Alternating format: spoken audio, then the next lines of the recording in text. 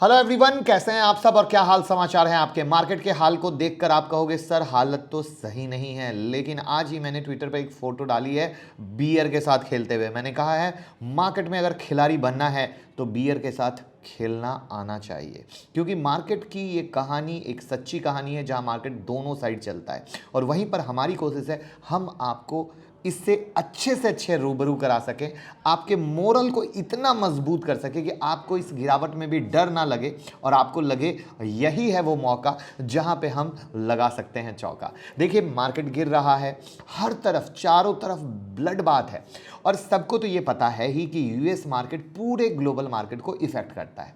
But इस downfall का reason क्या है? तो कुछ लोग बोल रहे हैं रिसेशन आ गया या आने वाला है, कुछ लोग बोल रहे हैं इन्फ्लेशन का इंपैक्ट मार्केट पर पड़ रहा है और ये इतना ज़्यादा हो जाएगा कि रिसेशन आ जाएगा। यानी सब लोग अपनी अपनी बातें कह रहे हैं और इंसान को डर, जो न्यू लोग आ रहे हैं उन्हें डर लग रहा है।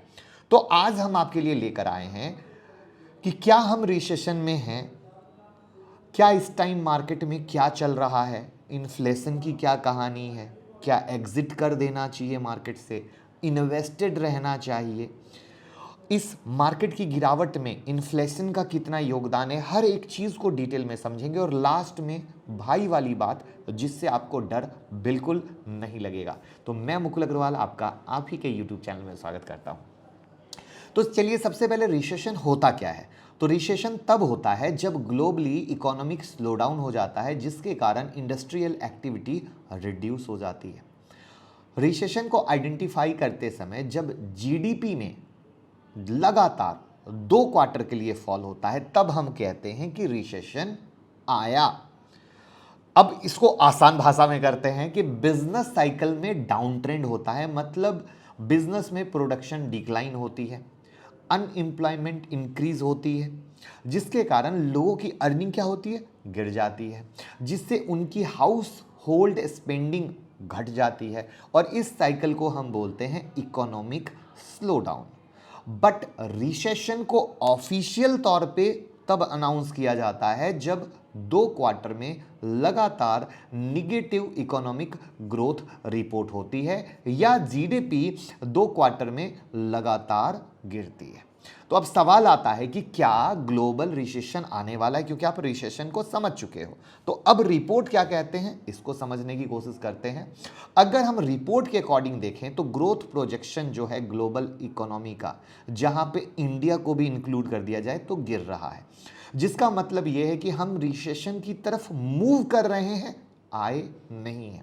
अगर हम यूएस की बात करें तो यूएस का जो महंगाई दर है, इन्फ्लेशन लेवल है, 40 ईयर के हाईएस्ट लेवल पर चल रहा है। और आप सबको ये तो पता ही होगा कि यूएस इकोनॉमी की वर्ल्ड की सबसे स्ट्रॉन्गेस्ट इकोनॉमी है, जिसके कारण उस इकोनॉमी पे कुछ भी इंपैक्ट आता है तो वो ग्लोबली इफेक्ट करता है। पर ऐसा क्यों है? क्योंकि उस इकोनॉमी लीडर में in terms of total GDP contribution है, यूएस वर्ल्ड की सबसे बड़ी ट्रेडिंग इकोनॉमी भी है और सबसे मेन पॉइंट, कोई भी ट्रेड यूएस डॉलर में किए जाते हैं, जिसके कारण अगर डॉलर के कुछ भी इफेक्ट आता है तो सारी करेंसी इफेक्ट में आ जाती है। जहां पर अगर 2007-8 के फाइनेंशियल क्राइसिस को देखोगे, जिसके कारण सब इकोनॉमी रिसेशन में आ चुका था। ठीक है, अब यहां पर ग्रोथ प्रोजेक्शन के आंकड़े आपके सामने स्क्रीन पर दिख रहे हैं। अब यहां पर बात आता है कि आखिर क्या चीज है जो इन्फ्लेशन को इफेक्ट करती है। तो देखिए, रशिया यूक्रेन वार के कारण एनर्जी कमोडिटी प्राइस में क्या हुआ, बहुत महंगा हो गया। तो गवर्नमेंट की स्पेंडिंग क्या हो गई, इंक्रीज हो गई, चीज़ों को मुहैया कराने में गवर्नमेंट के खर्चे बढ़ गए।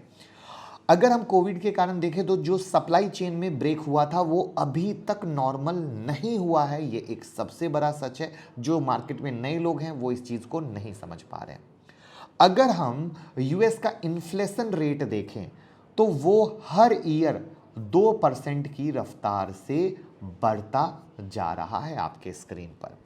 हाई इन्फ्लेशन क्या करेगा, इफेक्ट करेगा डॉलर पावर को, मतलब डॉलर की परचेजिंग पावर कम हो जाएगी और इन्फ्लेशन में सब चीज़ें महंगी हो जाती, इसका मतलब वो उतने ही डॉलर में कम क्वांटिटी परचेज कर पाएंगे, राइट। पहले आप अगर $1 में कुछ ज़्यादा खरीद पा रहे थे तो उसी $1 में आप बहुत कम खरीद पाओगे क्योंकि चीज़ें महंगी हो गई हैं। और यूएस इन्फ्लेशन एक बहुत ही, मतलब मैं कहूँ कि लगातार इंक्रीज हो रहा है, जो मैंने आपको चार्ट पे दिखाया, जिससे आप समझ चुके हो कि कहानी क्या है।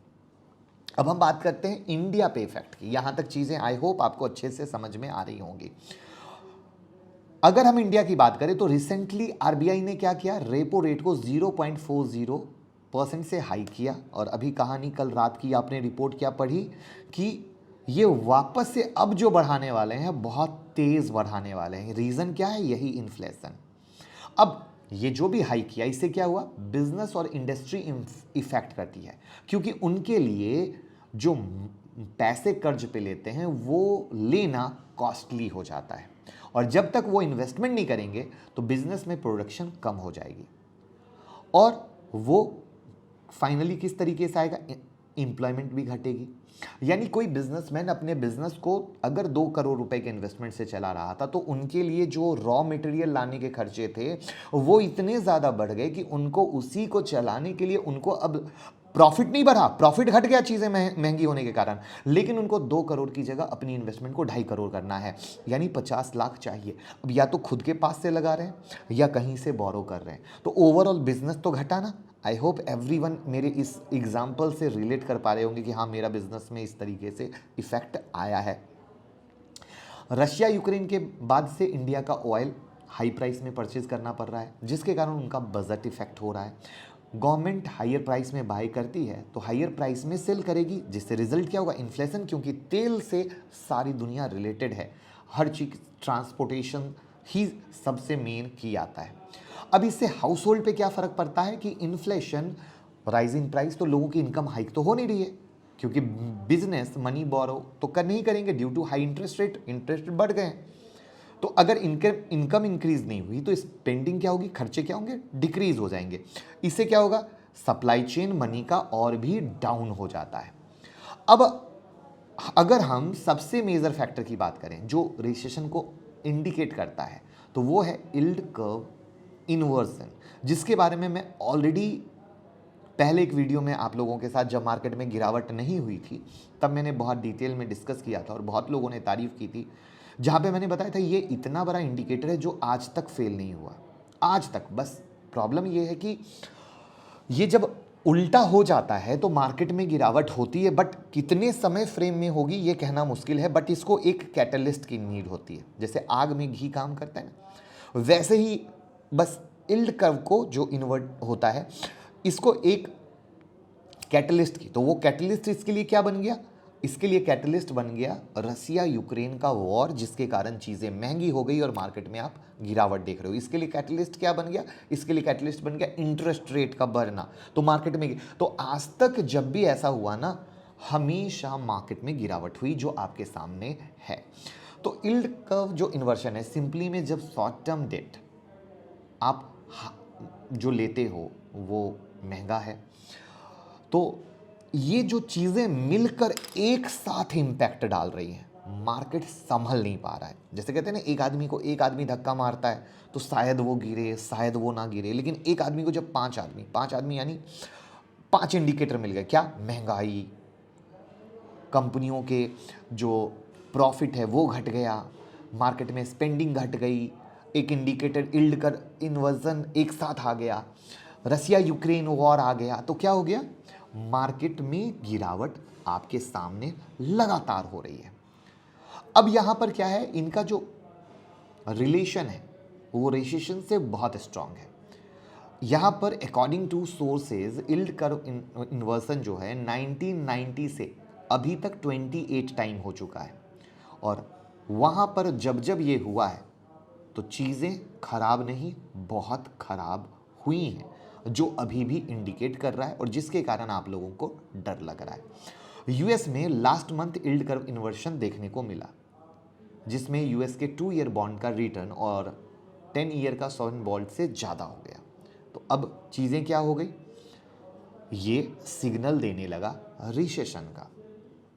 कि भैया 2023 तक रिसेशन आ सकता है। वहाँ के अमेरिका के कई बैंक हैं वो भी लगातार ये बात कह रहे हैं।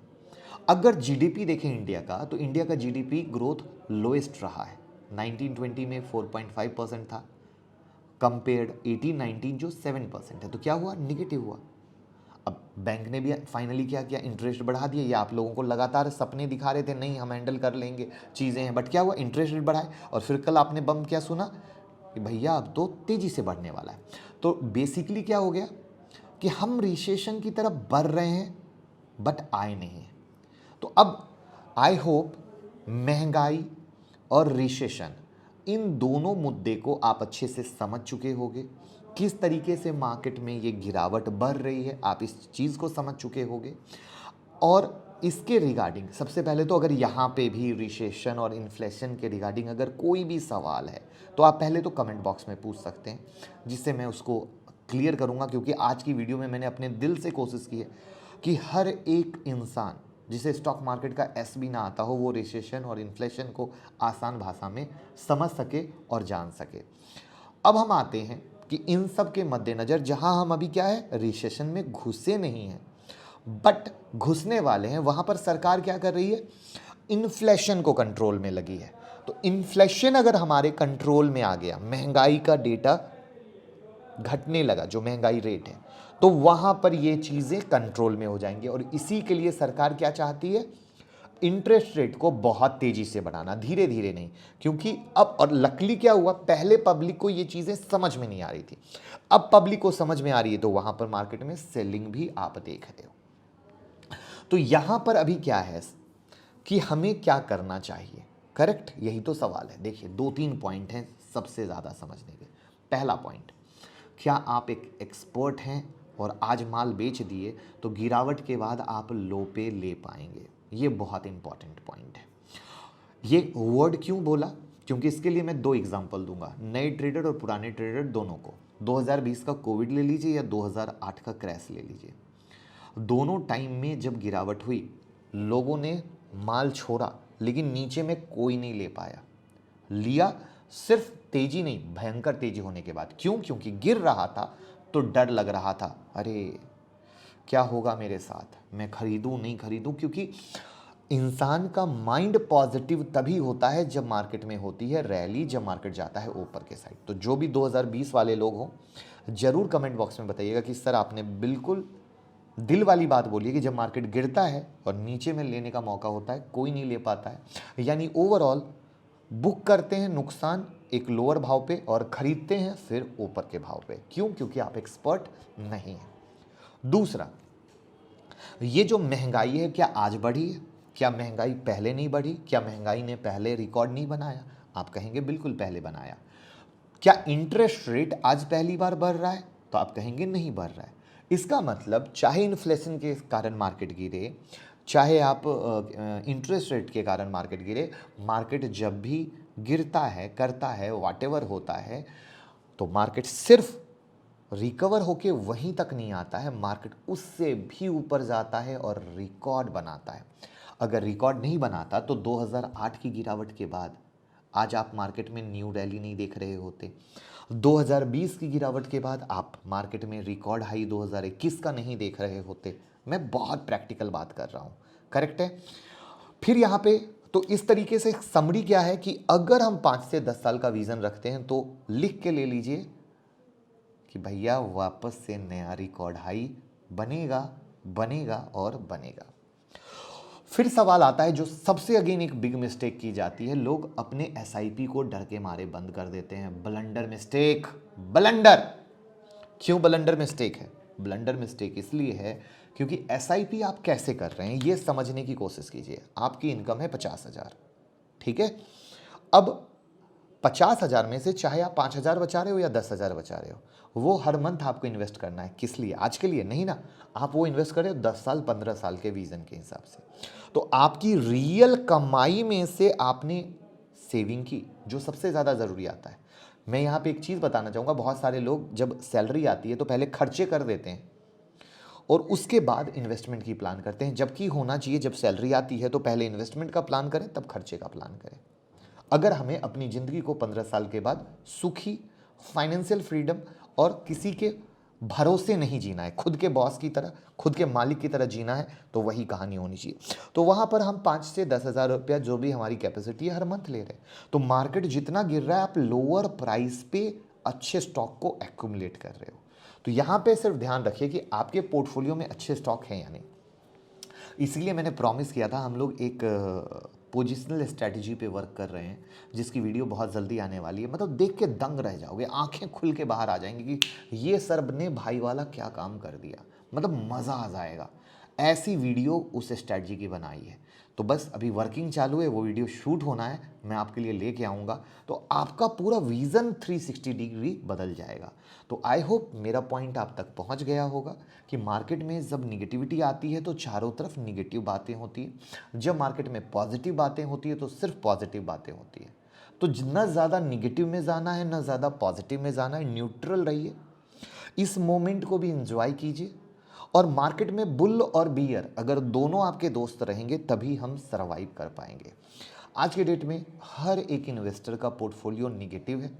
तो आप ये ना सोचें कि मेरा ये डूब गया, मैं यहाँ डूब गया, मैं वहाँ डूब गया, क्योंकि इस चक्कर में आप अच्छे से शेयर निकाल दोगे।